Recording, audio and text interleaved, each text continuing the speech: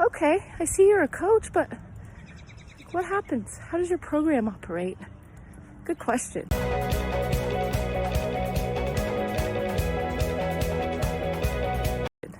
Very good question. These are the questions that I like to answer. And I'll tell you, you gotta be ready. You know what I mean? You gotta come in ready to take on a challenge, ready to change your thinking, ready to get outside of your comfort zone. And gorgeous house back here. What?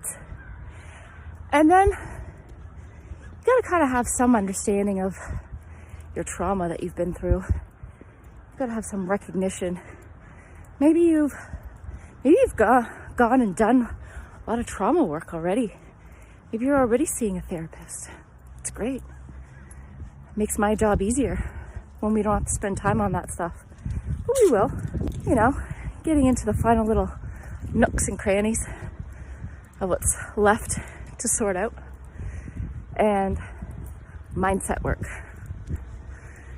If anything I am at all, I am a thinker, I'm a philosopher, I'm a deep, introspective person into the human psyche. My favorite. I love getting into people's heads.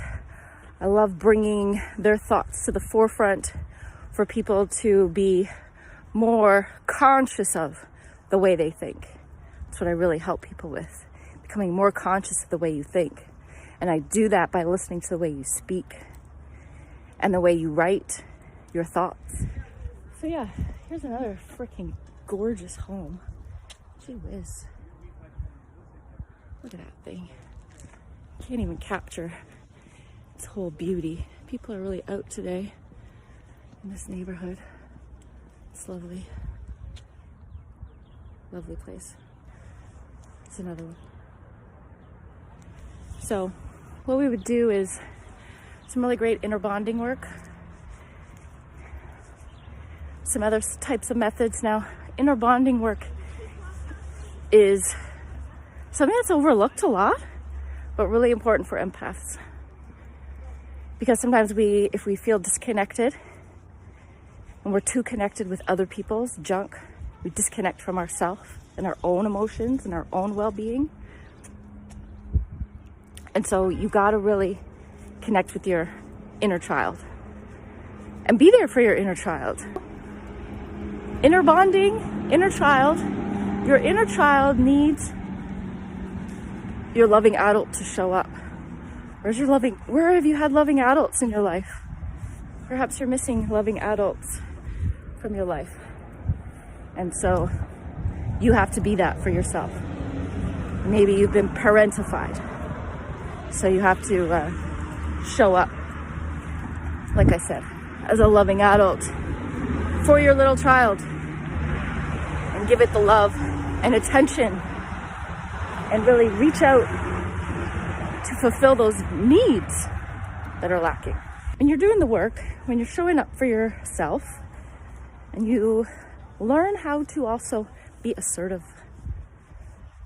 Assertive communication is not something that comes easy for people. It really isn't. I don't even know that people understand assertive communication aside from being a passive communicator. That's one thing.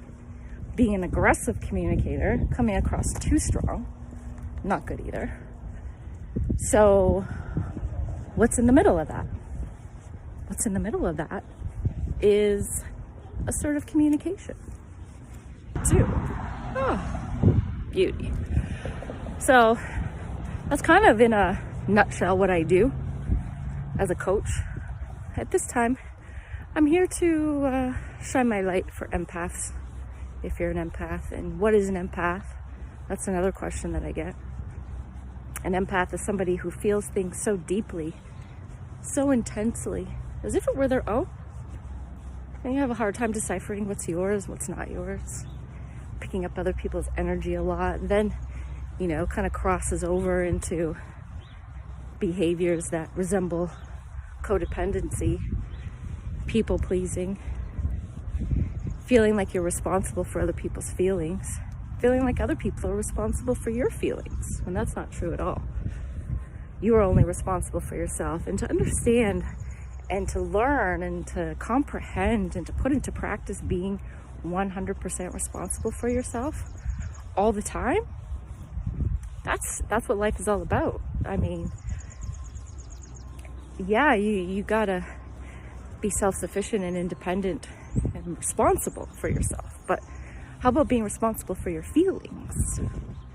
Being responsible for the things that you do, for your actions, and not blaming your feelings on anything outside of you. Not blaming your actions on anything outside of you.